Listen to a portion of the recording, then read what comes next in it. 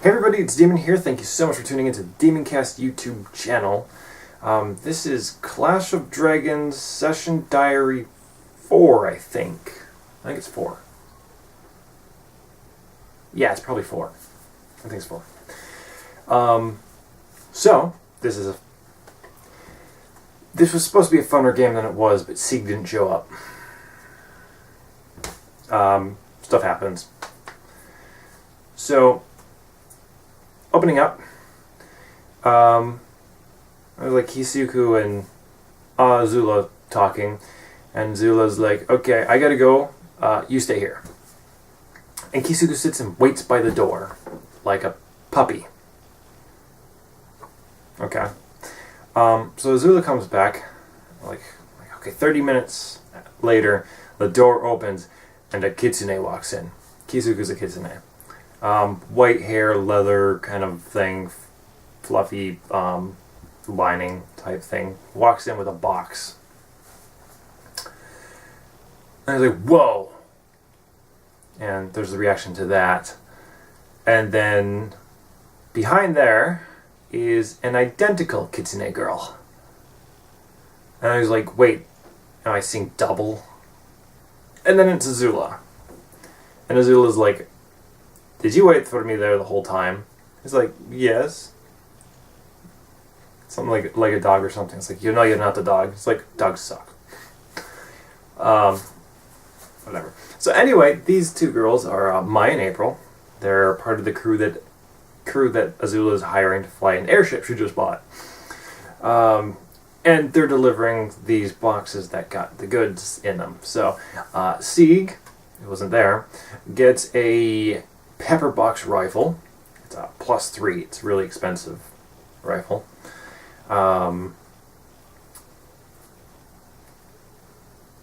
Tash gets a new weapon, a ring of feather fall, and a wand or two. And Kisuku, I totally forgot, but Kisuku previously got an upgrade to her belt and a surgical shine job, which nobody got the reference to. I'm sure Killbot would have understood that. Basically, they went and had a dark vision put on, so permanency. Technically, I don't think that's allowed, but I fudged the rules a little bit. Just charged them a little extra. Azula says, alright, we're going on an expedition, pack up your shit. They pack up all their stuff, which is most of the stuff they're on them already. And they go to this ship, and I'm like, yes, I bought this ship! So here's an airship. They each got their own rooms and whatnot. And there is a all-girl crew. Flamboyant redhead captain, stern-faced, half-elf first mate. There's the twins, Mai and April. Kitsune. There is a tiefling mechanic called Sprocket. That's not her name, but it's called Sprocket. Pilot, busty female human pilot Lynn. Then there is Zira, who's just kind of like the worm of the ship, the maggot that does all the running and all the crap jobs. And I think I got them all except for Rin. Sounds about right. Yeah. And then there's Rin. And Rin's last to come on board because her job is less to do with the ship and more to do with gathering information when they're at ports. So she comes up there and I'm like, and this is me, Lynn and Rin, and they do their introductions, and then the ship takes off. So they're an all-girl crew now. This is fun, you know. They've got these more sailory, piratey accents and whatnots, and Rin talks in a third person all the time, and they're having a decent time. And here's how we're going to set up watches like this. And my goal was to get Rin to attach herself to the party, you know, become actually attached to the party. I was going to do this through Sieg because Rin kind of has a thing for rifles, and Sieg has a rifle. well, she wasn't there, so I'm trying to get her to connect to the other two. Kisuku's easy. It's if you give her food, you pet her head, and the secret rule is if you call her cute, then it's Kisuku likes that character. That's all it takes. Could be the worst guy in the world. If you give her food, pet her head, and call her cute. It'd be the greatest thing in the world. So that was easy, and they're going through their watches. And another thing is, these girls are all pirates. And I was really kind of working on... I set everything up because C blurts everything out. And that was kind of a thing. So we didn't have as much, I guess, intrigue as I wanted. And Tash didn't get shanked and thrown overboard like I had previously thought would happen. There's a part where there's a pirate attack. Where they're attacked by pirates. And Captain Veronica just kind of stands to her back to this pirate. And they're pretending to surrender because they don't have any cannons on their ship. Because Azula didn't buy cannons. So these pirates all come on board and they're ready to accept surrender, and they turns this redhead captain around, realizes who it is, and yells, "It's a trap!" And they start trying to retreat as the crew kind of takes over everything. It was a boring combat.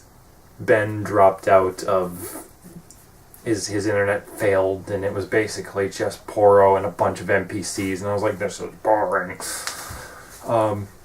And then nobody questioned that, oh, this pirate recognized this redhead captain we have and was afraid of her. No questions. Okay. So, they do their party thing. Kisuku, his character is gay, and the captain is gay. This bossy part of thing. So there was this like, hey, you wanna fly the ship? And he's like, I don't think I should do that. Kind of dumb. It's like, no, you'd be fine. And we have this scene where basically Kisuku is up there and she's got this lady behind her pressed up against her and like controlling this, and it's full of sexual innuendo, and Kisuku's just sitting there like, oh. So there's that. He does get to put a point into airship piloting for professions, so he's now a -1 instead of a -2. He's trained, I guess.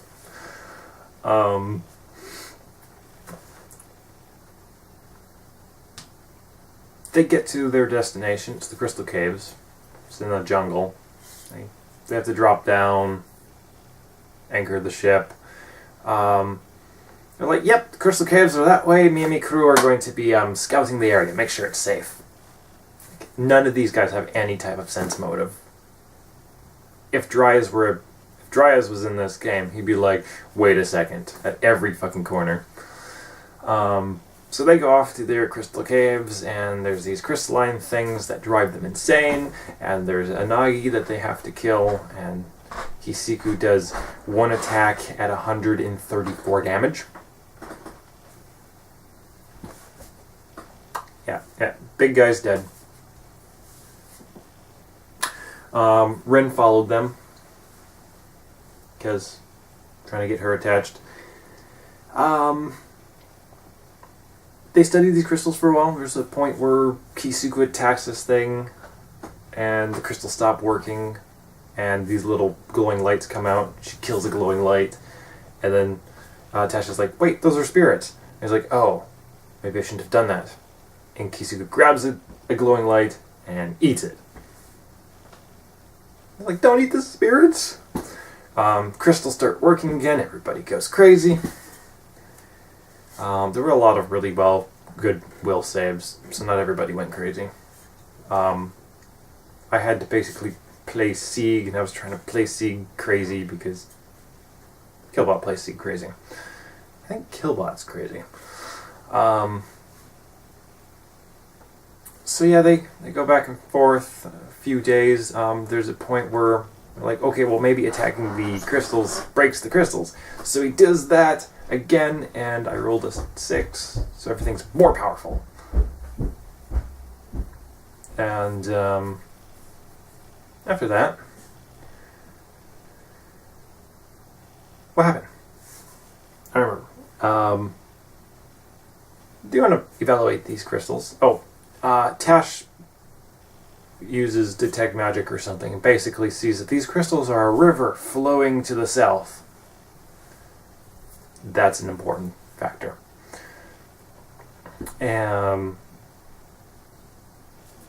Next day they're evaluating the crystals, trying to figure out shit. A ring comes up and she won't look at them. She says, Captain told Rin to tell you that Zieg is needed at the ship. And she leaves. Runs off into the forest. I gotta go. Okay, where was I? So Rin takes off in the woods, and Kisuku goes after her. Now Kisuku's got a base speed of 40. Rin has a base speed of 30. But Rin doesn't take any penalties running through forest. So give Kisuku this acrobatics check. The rest of the party's going to the boat. Rolls terribly. I think it was like a nat 1. Still ended up being like a 23 or something. Ridiculous. So I'm like, okay, there gets to be a point where you do lose her. But a minute of trying to figure out where the hell she went later, you see a ship through the trees. Goes, oh, is it our ship? Oh, nope. Hanging off this, off the rigging, whatnot, is, just by her red hair and the sound of her voice, clearly Veronica, your captain. She's ditched the captain hat. She now has like this leather cap thing, apparently. And as this thing comes over the tree line, you see this great big, it's a field of pink, and it's got a big black skull and crossbone type thing.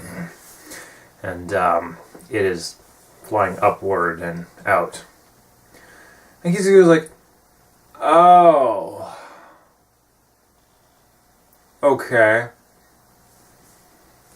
Meanwhile, back at the ship, they get the ship, there's nobody there. All the cargo that was in the cargo hold is pretty much gone. And, okay. You hear pounding in the lower deck. So Tash is like, alright, go to the lower deck. And, yeah, you can unlock this door and open, and there's Fig and Monster and Stubby, and if I haven't said so, Monster and Stubby are the wyverns they have. And she's like, they're pirates! Okay. And Kisuku meets up with the mother, discussing what to do. And they're like, yeah, I followed Ren, and there's another ship. And Veronica was on it. All the information I gave him. So, they find a note, and the note's like, sorry to take your golden run. I apologize to Azula for that. I like you all a lot, but in this kind of business, we got to look out for our own. And hope next time we meet each other we'll be allies, but probably not. And sincerely, Captain Skuldust, or Veronica Skuldust. So yeah, they're pirates. That should have been pretty clear. That's just like, I thought so, but you asked 0 questions. That's what you did. So they're discussing whether or not they want to take off, and they got cannons now they got from the pirate ship. Take off and go take down the pirates, right? That just took all their cargoes and up and left them. And Kisuku's like, I don't know how to fly this ship. And the bard's like, I have bardic knowledge. I take 20. I'm like, okay, you find the manual. It's like, great. yeah, it's pretty simple. You just do this and whatnot. So they're discussing whether or not they want to go after these pirates. And I have to play Sieg because Sieg's not there, and Sieg says some random crap because Sieg would say random crap. And they're like, Sieg, just go check the cannons. So he goes off, and they're discussing Kisuke flying the ship. He's like, I got a -1. Sieg comes back. Yeah, no blasting caps. And they're like, well, what are blasting caps? And it's like, things make things fire. Don't you know anything about guns? And they're all like, no. Okay, yeah, there's no blasting caps. We can't shoot the cannons. Or if we can do like a fire spell or something. One shot per cannon. That's it. They took all the gunpowder, all the cannonballs. It's all gone. And then they decide they're not going to go attack the pirates. They're just going to try to figure out how to go home. At this point, I'm like, you hear cannon fire in the distance. Oh, so they're close by. Yeah, not too far away.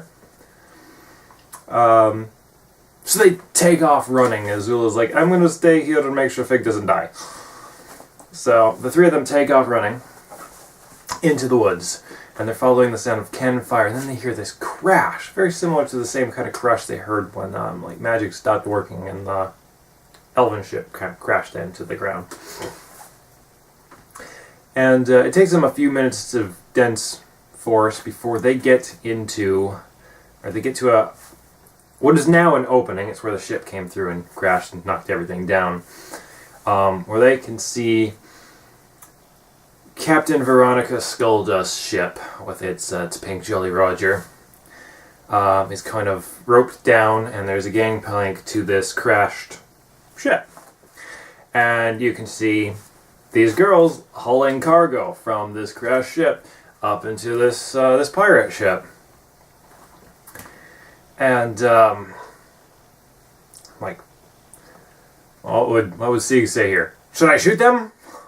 Tasha's like, yes. So he raises his gun, and I'm like, well, you know, Sieg has a high enough perception to hear the click. And I'm like, what click? It's like, yeah, about 30 feet that way is Rin, and she has her rifle level at Sieg. Surprise. Rin is kind of shaking. She was supposed to have some type of connection with Sieg, but Sieg didn't show up. It's going to be a little bit awkward. And, you know, they obviously are finishing up, loading up their stuff, and they start having a conversation with Veronica while she's up on her ship. She's like, we don't have to do this with violence. You could just walk away. And Kisuke doesn't have the heart to fight these people. She likes these people. They're a likable crew. They'll shank you and throw you overboard and they'll think twice about it, but they're a fun crew. And Tasha's like, "Arr, well, you did this and you did this and blah blah blah," and like, nah, that's what we're gonna do. And then she's like, "Alright, Rin, stay in or coming." And this is the point where I was hoping Sieg would be like, yeah, you could just stay with us. But Sieg wasn't there. And Tash did kind of pick it up and kind of sort of do that, but not to the effect that I wanted. And basically I ended up making a GM decision that I liked Rin so much that she is going with the party. And by that, I basically had it, like, time out and, like, Veronica be like, well, Ren, you know where to find me when you change your mind. If you change your mind. And she starts taking off. And they watch these pirates go. And Lin leans over the rail and blows Kisuke a kiss. And Kisuke's like, wait, no. Blows her a kiss. And I'm like, you're too easy. Yeah. So they're up one pirate girl. They checked the ship for survivors. They pulled off an injured elf and a uninjured gnome. and they got him back to the boat, and we had to fast forward this up a little bit because we're running out of time. So next scene opens up with they're all in a bar in one of the nowhere towns in the southern part of Ironhold, and they're taking the waitress person's taking their orders. Goes around, gives prices and whatnot. Gets to about Ren. Ren says this spiel about, see, I told you that we should go here, and you all wanted to go to the other place, but I told you we should go here, and they got a great selection of stuff. And she's like, how much is an ale? And the lady's like, for you, it's on the house. And they're like, ooh, you're good.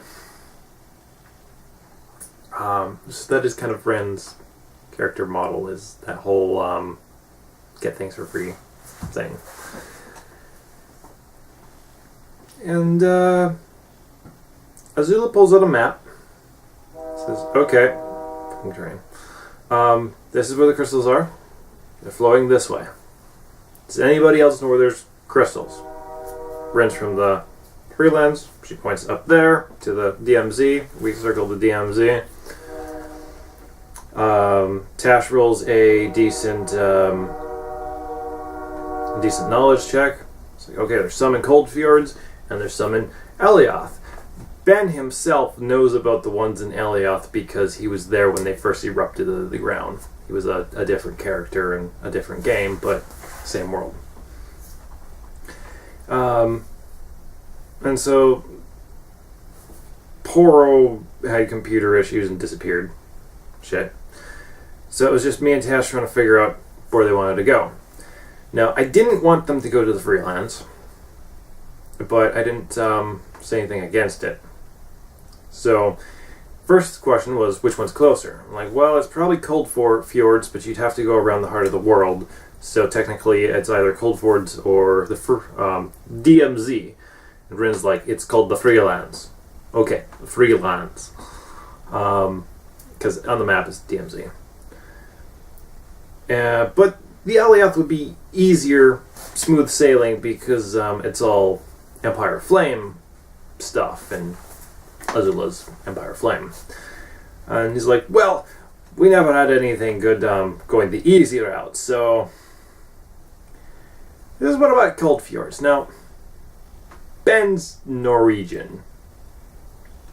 Cold Fjords is kind of built with him in mind. It was actually built for a campaign he was supposed to play, and then we played like 2 episodes, and it just kind of fell apart. But, yeah, we decided we're going to Cold Fjords tomorrow, or next session, and Rin's going to be with, and Sieg is going to have to meet Rin. Demon out.